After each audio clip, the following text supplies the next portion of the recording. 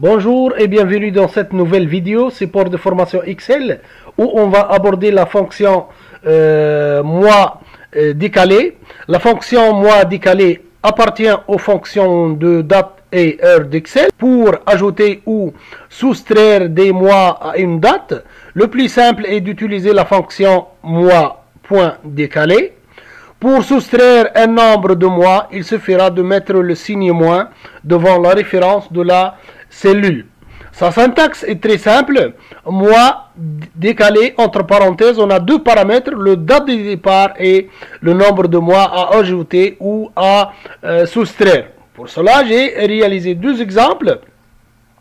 Le premier, c'est comment ajouter ou soustraire des mois à une date dans Excel.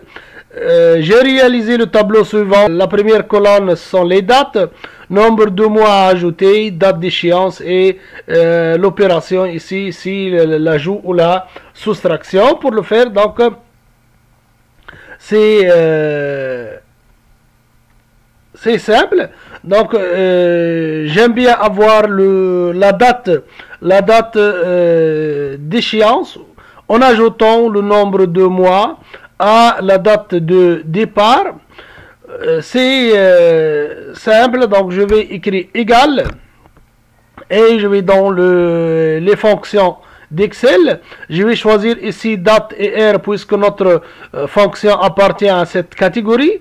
Et je vais chercher ici le mois et mois décalé. Voilà. OK. Et on a les deux paramètres. Date de départ, c'est notre date, c'est le A3. Et le mois à ajouter, ça sera ici, c'est le B3. J'obtiens ici dans l'aperçu un nombre qui est 43 314. Mais ça ne fait rien, on le changera tout de suite pour prendre le format de date. OK. Et voilà notre date. Si on obtient des nombres ici, on va les changer. Date courte. Et je vais copier notre formule jusqu'au bas. Ici, on a mis le moins 3 pour dire que c'est une soustraction. Donc, ici, 3/2/2018, moins 3, ça sera le 3/11/2017. 3, ici, ne comptez pas les jours, on compte que les mois. Ça, c'est notre premier exemple. Notre deuxième exemple, ça sera un peu difficile par rapport à notre premier exemple. Liste, on va voir la liste des contrôles en froid et climatisation.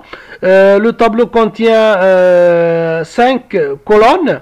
Les types de contrôle ou de vérification, la date de dernier contrôle ou vérification, la périodicité ici en mois, date de prochain contrôle et nombre de jours restants. Et j'ai utilisé la mise en forme conditionnelle. Pour le faire, donc ici, on a le départ, on a le nombre de périodicité ici en mois et la date de dernière colonne. Donc on va chercher les prochaines contrôles ou dates des prochains contrôles et le nombre de jours restants.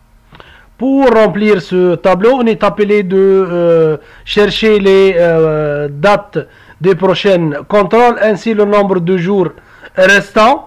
Pour le faire, je vais utiliser la fonction mois.décalé, donc fx, date et heure et mois.décalé. Et j'ai bien mes deux arguments. Le date de départ, ça sera la date de dernier contrôle.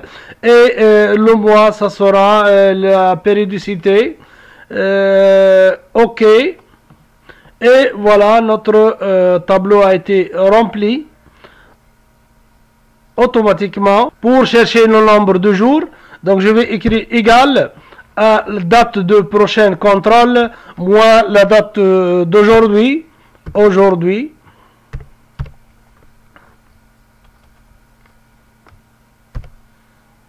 OK. Et j'aime bien que ne seront pas des dates mais des nombres.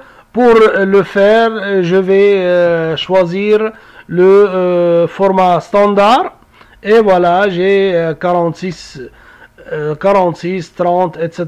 sont le nombre de jours.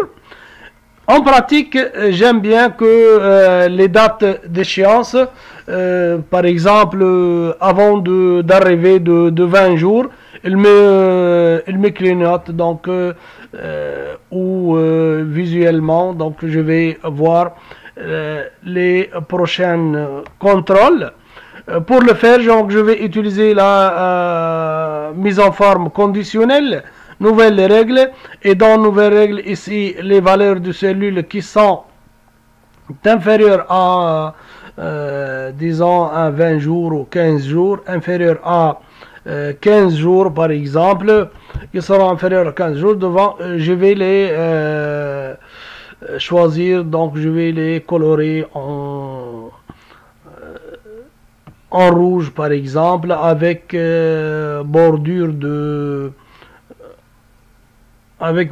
rouge, et remplissage, je vais choisir autre couleur par exemple, voilà, avec un police en gras, ok, et ok, merci, au revoir. N'oubliez pas de s'inscrire à notre chaîne APC Pédagogie.